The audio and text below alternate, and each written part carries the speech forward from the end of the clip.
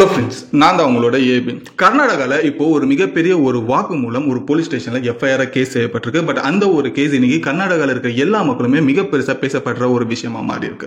என்ன அப்படின்றத பார்க்கும்போது அந்த ஒரு கம்ப்ளைண்ட்ல வந்துட்டு ஒருத்தர் சொல்றாரு, நான் 20-25 வருஷத்துக்கு முன்னாடி நான் கர்நாடகாவில் தான் வேலை செஞ்சுக்கிட்டு இருந்தேன். நான் வேலை செய்கிற முதலாளிகள் வந்துட்டு சில பேர் என்ன பண்ணுவாங்கன்னா, ஒரு பெண்களை வந்துட்டு ரேப் பண்ணி அவங்களோட சடலத்தை என்கிட்ட கொடுப்பாங்க. அந்த சடலத்தை வந்துட்டு நான் எரிக்கணும் இல்லைன்னா புதிக்கணும், அதுக்கான ஒரு இன்ஸ்ட்ரக்ஷனும் அந்த முதலாளிகளே கொடுப்பாங்க. அந்த மாதிரி ஒரு வேலையை நான் கிட்டத்தட்ட 20 வருஷமா கர்நாடகாவில் செஞ்சுக்கிட்டு இருந்தேன். அந்த வேலையை எனக்கு பிடிக்காம இந்த வேலையை நான் செஞ்சுக்கிட்டு இருக்கிற நேரத்தில் நிறைய தடவை என் முதலாளிகள் கிட்ட நான் இந்த வேலையை எனக்கு பிடிக்கல, நான் ஊரை விட்டு போயிடுறேன், நான் விட்டுருங்கன்னு சொல்லி எவ்வளவோ கெஞ்சின கதறினேன். பட் அதுக்கு அவங்க சொன்ன பதில் என்னன்னா, உன்னையும் கொன்றுவேன், உன் குடும்பத்தையும் கொன்றுவேன், இந்த மாதிரி ஒரு விஷயங்கள் வெளியில தெரிஞ்சா அதனால அமைதியா நீ இங்கே தான் வேலை செஞ்சாகணும்னு சொல்லி என்னை வற்புறுத்தி கடந்த 20 வருஷமா இந்த வேலையை செய்ய ஆரம்பிச்சாங்க. இந்த ஒரு வேலையை நான் செஞ்சுட்டு இருக்கும்போது இதுக்கு ஒரு கட்டத்துக்கு மேலே என் மனசும் கேட்கல, எனக்கு நிம்மதியும் போயிடுச்சு. இது நம்ம பண்றது மிகப்பெரிய ஒரு தப்பு அப்படின்ற ஒரு விஷயத்தை நான் ரொம்ப நாளா உணர்ந்துமே என்னால் எதுவுமே செய்ய முடியல. ஒரு கட்டத்துக்கு மேலே இவங்க கிட்ட இருந்து தப்பிக்கிறதுக்கான எனக்கு ஒரு வாய்ப்பு கிடைச்சது. அப்போ நானுமே என் குடும்பமே இந்த கர்நாடகா விட்டு கிட்டத்தட்ட 10 வருஷத்துக்கு முன்னாடியே ஓடி போயிட்டு 10 வருஷம் நாங்க மறைஞ்சு வாழ்ந்துகிட்டு இருந்தோம் இவங்களோட கண்ணில் படாம. ஸோ அதுக்கப்புறமா இப்போ 10 வருஷத்துக்கு அப்புறமா இன்னமும் எனக்கு அந்த நிம்மதி அப்படின்றது இல்லை. இவ்வளோ பெரிய ஒரு பாவத்தை செஞ்சு இதை வெளியில சொல்லாம இருக்குமே அப்படின்னு சொல்லி மனசாட்சி கேட்காம இன்னைக்கு இந்த என்னோட முதலாளிகள், பழைய முதலாளிகள் மேல நான் கம்ப்ளைண்ட் கொடுக்க வந்திருக்கேன். கிட்டத்தட்ட 100க்கும் மேலான பெண்களை அவங்க கொன்னு இருக்காங்க. அவங்க கொன்ன அந்த சடலத்தை என் கையால நான் புதைச்சிருக்கேன், எரிச்சிருக்கேன். இந்த ஒரு புதைச்ச இடமும் எரிச்ச இடமும் எனக்கு அடையாளம் தெரியும். என்கிட்ட போட்டோ எவிடன்ஸுமே இருக்கு. என்னோட முதலாளிகள் யார் யார் அப்படின்றது மொத்த பேருமே நான் சொல்றேன், அவங்களோட மொத்த டீட்டெயிலுமே நான் சொல்றேன். இவ்வளோ பெரிய ஒரு தப்பு செஞ்சு இன்ன வரைக்கும் அவங்க தண்டிக்காம இருக்காங்க. என்னோட புகாரின் பேர்ல அவங்களை இன்வெஸ்டிகேஷன் பண்ணி வித் எவிடன்ஸோட எல்லா விஷயத்துமே நான் ப்ரூஃபோட தந்து அவங்க வந்துட்டு தண்டிக்கப்படணும். இந்த ஒரு வேலை அவங்களோட வற்புறுத்தல்னால நானுமே செஞ்ச கடந்த 20 வருஷமா. பட் எனக்குமே இந்த தண்டனை கிடைச்சாலுமே எனக்கு வருத்தப்படுறதுல எதுவுமே இல்லை. நானும் அந்த தண்டனையை சந்தோஷமா எடுத்துக்கிறேன் அப்படின்னு சொல்லி அந்த ஒரு பணியாளர் வந்துட்டு இந்த ஒரு கேஸை ரைஸ் பண்ணியிருக்காரு கர்நாடகாவில் இருக்கிற ஒரு போலீஸ் ஸ்டேஷன்ல. இதை கேட்டதுமே கர்நாடகாவே அதிர்ந்து போச்சு. என்னடா 100கணக்கான பெண்களா அப்படின்னு சொல்லி. ஆமாங்க, 100க்கும் மேலான பெண்களை நாங்கள் புதைச்சிருக்கோம், எரிச்சிருக்கோம், என்னோட முதலாளிகள் வற்புறுத்துறதுனால நான் பண்ணியிருக்கேன் அப்படின்றது சொன்னா இது எந்த அளவுக்கு ஒரு ஷாக்கிங்கான ஒரு இன்ஃபர்மேஷன் பாருங்க. இந்த மாதிரி ஒரு கேஸ் போலீஸ் ஸ்டேஷனுக்கு வந்திருக்கு. ஸோ இன்னைக்கு அதை பற்றி தான் இந்த ஒரு வீடியோவில் தெரிஞ்சுக்க போகிறோம். ஸோ வாங்க, என்ன நடந்தது கர்நாடகாவில், என்ன மாதிரி ஒரு கேஸ் இது நடந்து இருந்தது இதுக்கு முன்னாடி ஒரு 30 வருஷத்துக்கு முன்னாடி, இந்த ஒரு கேஸ் இப்போ என்ன நிலைமையில இருக்குது, இதுக்கு சொன்னது யார், எந்த மாதிரியான முதலாளிகள் இதில் சம்மந்தப்பட்டிருக்காங்க அப்படின்றது கம்ப்ளீட் டீட்டெயிலாக வழக்கம் போல 10 நிமிஷத்தில் ஷார்ட் அண்ட் ஸ்வீட்டாக தெரிஞ்சுக்கலாம். ஸோ வாங்க வீடியோக்குள்ளே போகலாம். நான் தான் உங்களோட AB and welcome to our channel. இன்னும் நம்ம சேனல் சப்ஸ்கிரைப் பண்ணலாம், உடனே சப்ஸ்கிரைப் பண்ணிக்கோங்க. அப்போ தான் இது போல தெரியாத பல விஷயங்களை நீங்கள் வெறும் 10 நிமிஷத்தில் நம்ம சேனல் மூலியமா நம்ம மொழியான தமிழில் நீங்கள் தெரிஞ்சுக்கலாம். அது உங்களோட சப்போர்ட்டாக சப்ஸ்கிரைப் அப்படின்ற ஒரு விஷயத்தில் காமிச்சிக்கோங்க. ஸோ ஃபர்ஸ்ட் விஷயம் எங்க இருந்து ஆரம்பிக்கலாம் அப்படின்றது பார்க்கும்போது, கர்நாடகாவில் தக்ஷிணா கன்னடா அப்படின்னு சொல்லப்படுற ஒரு இடம் இருக்கு. இந்த இடத்துல ஒரு பிரபலமான ஒரு கோயில் இருக்கு. அதுதான் வந்துட்டு தர்மஸ்தலா கோயில் அப்படின்றது சொல்லுவாங்க. இந்த தர்மஸ்தலா கோயில் வந்துட்டு கிட்டத்தட்ட 800 வருஷங்கள் பழமையான ஒரு கோயில். இது கம்ப்ளீட்டடா ஒரு சிவபெருமானோட கோயில். இந்த ஒரு தர்மஸ்தலா அப்படின்னு சொல்லப்படுற இந்த வார்த்தைக்கான அர்த்தம் என்ன தெரியுமா? தர்மத்தை காக்கும் சிவபெருமான். இந்த ஒரு கோயில் பக்கத்துல தான் இவ்வளவு பெரிய அதர்மம் நடந்திருக்குன்றது கேட்கவே ஒரு வருத்தமா இருக்குல்ல. ஸோ என்ன நடந்தது அப்படின்றது பார்ப்போம். கிட்டத்தட்ட ஒரு 4 நாளைக்கு முன்னாடி 5 நாளைக்கு முன்னாடி இந்த தக்ஷிணா கன்னடா அப்படின்னு சொல்லப்படுற இடத்தோட போலீஸ் ஸ்டேஷன்ல வந்துட்டு 2 லாயர்ஸ் வராங்க. அந்த 2 லாயர்ஸ் பேர் வந்துட்டு ஒருத்தர் பேர் சச்சின், இன்னொருத்தர் பேர் வந்துட்டு ஓஜஸ்வி அப்படின்னு சொல்லப்படுறவங்க. இந்த 2 லாயருமே அந்த போலீஸ் ஸ்டேஷன்ல ஒரு புகார் ஒன்று கொடுக்குறாங்க வித் போட்டோ எவிடன்ஸோட. என்ன அந்த புகார் அப்படின்றத பார்க்கும்போது, என்னோட கிளைண்ட் வந்துட்டு இந்த மாதிரி ஒரு புகார் ஒன்று கொடுத்தாரு வித் போட்டோ எவிடன்ஸோட. அந்த போட்டோ எவிடன்ஸ்ல என்ன இருக்கு அப்படின்றத பார்க்கும்போது மனித உடல்களோட எச்சங்கள் இருக்கு. அது புதஞ்சு போய் ஒரு 20 வருஷம் 30 வருஷத்துக்கு முன்னாடி அந்த எலும்பு கூடுகள் அதெல்லாம் இருக்கும் இல்லையா, அந்த மாதிரி எச்சங்கள் இருக்கு. அந்த ஒரு போட்டோ எவிடன்ஸா கொடுக்குறாங்க. அது கூடவே ஒரு லெட்டர் ஒன்று கொடுக்குறாங்க. அந்த லெட்டர் தான் வந்துட்டு புகார் அப்படின்ற ஒரு பேர்ல போலீஸ் எடுத்திருக்காங்க, எஃப்ஐஆரும் ஃபைல் பண்ணியிருக்காங்க. அந்த புகார்ல சொல்லப்பட்ட விஷயங்கள் என்ன அப்படின்றது பார்க்கும்போது, இந்த ஒரு கதை எப்போ ஆரம்பிக்குதுன்னா 1998 இருந்து 2014, கிட்டத்தட்ட ஒரு 20 வருஷம் அப்படின்றது ஒரு வச்சுக்கோங்க. இந்த 20 வருஷத்துல அந்த ஒரு தக்ஷிணா கன்னடா அப்படின்னு சொல்லப்படுற இடத்துல இந்த ஒரு தர்மதலா அப்படின்ற கோயிலில் ஒரு பணியாளர் வேலை செய்கிறார். இந்த பணியாளர் வந்துட்டு முதல்ல போய் வேலை செய்யும் போது அவருக்கான கொடுக்கப்பட்ட வேலைகள் என்னன்னா, கோயிலை சுற்றியும் கோயிலுக்கு சம்மந்தப்பட்ட வேலைகளுமே வந்துட்டு செய்கிற ஒரு பணியாளராக தான் அங்கே வேலை செஞ்சுட்டு இருந்தார். சில மாதம் போனதுக்கு அப்புறமா இவருக்கு வந்துட்டு வேலை கொடுக்குற சில முதலாளிகள் இருந்திருக்காங்க. இந்த முதலாளிகள் என்ன பண்ணியிருக்காங்க அப்படின்றது பட்சத்தில் ஒரு இடத்துக்கு வர சொல்லியிருக்காங்க. அந்த இடத்துக்கு வர வச்சதுக்கு அப்புறமா அவர் போய் பார்த்ததுக்கு அப்புறமா ஒரு நைட் டைம்ல போய் பார்க்கும்போது ஒரு பெண்ணோட சடலம் இருக்கு.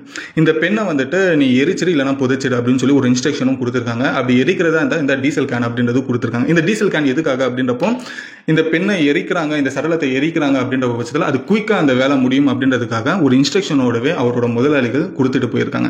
இதை பார்த்துட்டுமே பதறிட்டாரு அந்த ஆளு. ஐயா, என்ன நீங்க கூப்பிட்டது வந்துட்டு கோயில் வேலைக்காக, இந்த மாதிரி வேலைகள்லாம் இருக்க, முதல்ல இது யார் அப்படின்றது தெரியல, இது மிகப்பெரிய தவறு ஐயா அப்படின்ற மாதிரி அவர் சொல்லியிருக்காரு முதல்ல. அதுக்கு அவங்களோட முதலாளிகள் என்ன சொல்லுங்க, நாங்க சொல்றதை நீ செய், இதெல்லாம் நீ வெளியில சொல்லிக்கிட்டு இருந்த அப்படின்றப்போ நீ உயிரோட இருக்க மாட்டே, இவ பக்கத்துல உன்னையுமே நாங்க புதைச்சிருவோம் அப்படின்ற ஒரு விஷயத்த சொல்லியிருக்காங்க. நீ மட்டும் சாவ மாட்டோம், உன் குடும்பத்தையே நாங்க இதே மாதிரி கொன்னுடுவோம் அப்படின்ற மாதிரி மிரட்டி இருக்காங்க.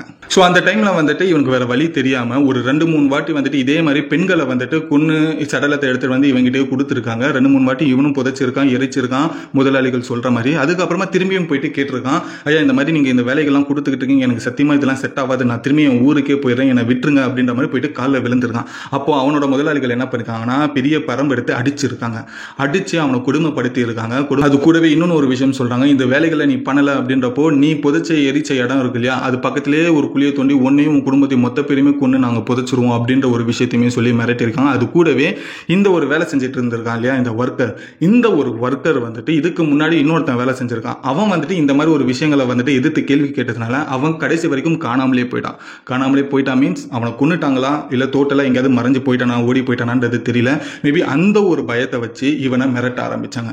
ஸோ இதுக்கு முன்னாடி வேலை செஞ்சவனோட நிலைமை நம்ம நிலைமையும் அதே போல ஆயிடுமா அப்படின்னு சொல்லி அந்த முதலாளிகளோட செல்வாக்குக்காகவும் பயந்து, அதே போல அவங்களோட மிரட்டலுக்காகவும் பயந்து தன் குடும்பத்தை காப்பாற்றணும்னு சொல்லி கிட்டத்தட்ட 20 வருஷமா அந்த முதலாளிகளுக்கு கீழே தான் இவனும் வேலை செஞ்சுக்கிட்டு இருந்தான். கிட்டத்தட்ட 100க்கும் மேலான பெண்கள் அவனோட அந்த 20 வருஷத்துல வந்துட்டு எரிச்சிருக்காங்க, புதைச்சிருக்காங்க அப்படின்ற ஒரு விஷயத்த சொல்றான். இதுல யாரெல்லாம் சம்மந்தப்பட்டிருக்காங்கன்னா சின்ன சின்ன ஸ்கூல் பொண்ணுங்களும், காலேஜ் பொண்ணுங்களும், அதுக்கப்புறமா வயசு பெண்களும் தான். அதுவுமே இவங்க சடலங்களா வந்துட்டு என் கைக்கு வரும்போது ஆசிட மூஞ்சில ஊற்றி மூஞ்சே செதஞ்ச மாதிரியும் வந்திருப்பாங்க. சில பேர் ரேப் செய்யப்பட்ட தடயமும் அந்த பாடியில தெரிஞ்சிருக்கும். இதெல்லாம் பார்த்து என்னால் வந்துட்டு அங்கே இன்னமும் இருக்க முடியல அப்படின்ற ஒரு பட்சத்தில் ஒரு கட்டத்துக்கு மேலே எனக்கு 20 வருஷத்துக்கு அப்புறமா எனக்கு ஒரு இவங்க கிட்ட இருந்து தப்பிக்கிறதுக்கான ஒரு சான்ஸ் கிடைச்சது. நான் அப்போ ஒரு முடிவு எடுத்தேன், நானுமே என் ஃபேமிலியுமே கூப்பிட்டுக்கிட்டு இந்த கர்நாடகா விட்டே எங்கேயாவது போயிட்டு ஒளிஞ்சி வாழ ஆரம்பிச்சலான்னு முடிவு எடுத்துட்டு கர்நாடகா விட்டு ஒரு நைட்டு நானும் என் குடும்பத்தையுமே கூட்டிட்டு கர்நாடகா விட்டு வெளியில போய் கடந்த 10 வருஷமா இவங்களோட கண்ணிலே படாம மறைஞ்சு வாழ்ந்துகிட்டு இருந்தோம் நானும் என் குடும்பமும். அதுக்கப்புறமா 10 வருஷத்துக்கு அப்புறமா இப்போ ரீசெண்டாக திரும்பியும் கர்நாடகாவுக்குள்ள வந்தேன். இந்த 10 வருஷத்துல இவ்வளோ பெரிய ஒரு பாவத்தை செஞ்சு என்னால் நிம்மதியாக வாழ முடியல. ஒவ்வொரு நாளுமே தூக்கத்தில் நான் பண்ண பாவம் தான் என்னோட கண்ணுக்கு முன்னாடி வந்துட்டு போய்கிட்டு இருக்கு. எனக்கான ஒரு நிம்மதியும் இல்லை, சரியான தூக்கமும் இல்லை. இந்த ஒரு விஷயத்த கண்டிப்பாக நான் போலீஸ் கிட்ட சொல்லி நம்ம சரண்டர் ஆகலாம், தண்டனை இருந்தாலும் நான் ஏற்றுக்கிறதுக்கு ரெடியாக இருக்கேன். ஆனால் நான் தண்டனை அனுபவிக்கிறதுக்கு முன்னாடி என்ன செய்ய சொன்ன இந்த முதலாளிகள் எல்லாருமே இதில் வந்துட்டு மாட்டணும், இதுக்கு அவங்களும் வந்துட்டு தண்டனை அனுபவிக்கணும் அப்படின்ற ஒரு முடிவு எடுத்து இப்போ 10 வருஷம் கழிச்சு நான் கர்நாடகாவுக்குள்ள வந்தேன். ஆனால் நான் வந்து போலீஸ் கிட்ட கம்ப்ளைண்ட் கொடுக்கணும்னா கண்டிப்பாக எனக்கு ஒரு எவிடன்ஸ் அப்படின்றது வேணும். இந்த ஒரு விஷயத்த சொன்னால் யாரும் நம்பவும் மாட்டாங்க. அதுவுமே என்னோட முதலாளிகள் பேர் சொன்னால் கண்டிப்பாக இல்லை இவங்க இதெல்லாம் பண்ணாங்களா, இவங்களுக்கு பண்ணாங்க அப்படின்றதுக்கான ஒரு அத்தாட்சி ஒன்று தேவைப்படும். ஸோ இதனால நான் வந்துட்டு ஒரு 20-25 வருஷத்துக்கு முன்னாடி எரிக்கப்பட்ட பிணங்களோட இடத்துக்கு நான் போனேன். அந்த இடத்துல நான் தோண்ட ஆரம்பிச்சதுக்கு அப்புறம் ஒரு 20 வருஷத்துக்கு முன்னாடி நான் புதைச்ச உடல்களுமே அதே போல எரிச்ச உடல்களோடுமே சடலங்களோட இது கிடைச்சது, ப்ரூஃப்ஸ் கிடைச்சது. ஸோ அந்த ஒரு ப்ரூஃப்ஸை நான் வந்துட்டு ஃபோட்டோ எடுத்துட்டு ஒரு ஃபோட்டோ எவிடன்ஸாக வச்சுக்கிட்டேன். ஸோ அதுக்கப்புறமா என்னோட லாயர்ஸ் இந்த 2 பேருக்கிட்டுமே இது ஒரு புகாரை நான் வந்து எழுதி கொடுக்குறேன். இந்த ஒரு புகாரில் அந்த எவிடன்ஸ் ஃபோட்டோவும் நான் அட்டாச் பண்ணியிருக்கேன். இது நடந்த எல்லா விஷயத்தையுமே வந்துட்டு நான் நேரில் சொல்கிறதுக்குமே ரெடியாக இருக்கேன். ஆனால் அப்படி நான் நேரில் வந்து சொன்னேன் அப்படின்றப்போ எனக்கு வந்துட்டு உயிர் ஆபத்திற்கு என்னோட முதலாளிகள்னால. ஸோ இதனால் என் முதலாளிகள் கிட்ட இருந்து என்னையும் என் குடும்பத்தையும் வந்துட்டு காப்பாற்றுறதுக்காக ஒரு போலீஸ் பாதுகாப்பை நீங்கள் அரேஞ்ச் பண்ணி கொடுங்க அப்படின்ற ஒரு விஷயத்தையுமே சொல்லப்படுது. அது கூடவே இந்த புகாரில் என்னோட பேரையுமே என்னோட அட்ரஸையுமே நான் என்னோட சம்மந்தப்பட்ட எந்த டீட்டெயிலுமே வந்துட்டு நீங்கள் மீடியாவுக்குமே இந்த ஒரு முதலாளிகள் கிட்டையுமே நீங்கள் சொல்லாதீங்க அப்படின்றது சொல்லி அவரோட அடையாளத்தை டிஸ்க்ளோஸ் பண்ணாதீங்கன்ற ஒரு ரெக்வஸ்ட்டும் போலீஸ் கிட்ட வைக்கப்பட்டிருந்தது அந்த ஒரு புகாரில். தொடர்ச்சியா இன்னும் பல விஷயங்கள் என்ன சொல்லப்பட்டிருந்தது அந்த புகாரில் அப்படின்ற பட்சத்தில் இந்த மாதிரி ஒரு சம்பவங்கள் கடந்த 1998 2014 வரைக்கும் பல பெண்கள் இந்த மாதிரி அப்பாவியா கொல்லப்பட்டு என் கையால் நான் புதைச்சிருக்கேன், எரிச்சிருக்கேன் என்னோட முதலாளிகள் சொன்ன மாதிரி. பட் இதுக்கு எல்லாத்துக்குமே ப்ரூஃப் என்கிட்டையும் இருக்கு. நான் அவங்க கிட்ட வேலை செஞ்சதுக்கான என்கிட்ட ஒரு ஐடி கார்டுமே இருக்கு. அந்த ஐடி கார்டுமே நான் அட்டாச் பண்ணியிருக்கேன் எவிடன்ஸா அப்படின்றது சொல்லி அதுவுமே சொல்லியிருக்காங்க. என்னோட முதலாளிகளோட பேர் எல்லா டீட்டெயில்ஸுமே நான் கொடுக்கறதுக்கு ரெடியாக இருக்கேன். அவங்களோட கான்டாக்டில் இருக்கிற மொத்த டீட்டெயிலுமே நான் கொடுக்கறதுக்காக ரெடியாக இருக்கேன். ஸோ இந்த ஒரு கேஸை நீங்கள் கையில் எடுத்து அவங்களுக்கு தண்டனை வாங்கி கொடுக்குற ஒரு நிலைமை வந்தால் நானே நேர்கண்டு நான் முன்னாடி வந்து இருக்கிற எல்லா விஷயத்தையுமே நடந்த எல்லாத்தையுமே நான் ஓப்பனாக சொல்றதுக்குமே ரெடி, அவங்களுக்கும் தண்டனை கிடைக்கும், இந்த பாவத்தை செஞ்ச எனக்குமே தண்டனை கிடைச்சாலும் எனக்கு சந்தோஷமா நான் அதை ஏற்றுக்கிறேன் அப்படின்ற மாதிரி அந்த ஒரு புகாரில் சொல்லப்பட்டது. யோசிச்சு பாருங்க, கிட்டத்தட்ட இந்த 20 வருஷத்துல 1998 2014 வரைக்கும் இறக்கப்பட்ட பெண்கள் எல்லாருமே வந்துட்டு இந்த ஒரு முதலாளிகள்னால கொல்லப்பட்டாங்க அப்படின்ற பட்சத்தில் எத்தனை மிஸ்ஸிங் கேஸ் இருக்கும் அவங்க அப்பா அம்மா கொடுத்துருக்கிறது. அப்படி இந்த ஒரு இன்வெஸ்டிகேஷன்ல அந்த சடலத்தோட விஷயங்களை எடுத்து டிஎன்ஏ டெஸ்ட் பண்ணும்போது இது இந்த பெண் தான் அப்படின்ற ஒரு விஷயத்தை கண்டுபிடிச்சிட்டாங்க அப்படின்ற பட்சத்தில் அப்போ இதுல ஏகப்பட்ட பெண்டிங் கேஸ், மிஸ்ஸிங் கேஸ் வந்துட்டு ஒரு முடிவுக்கு வரும்.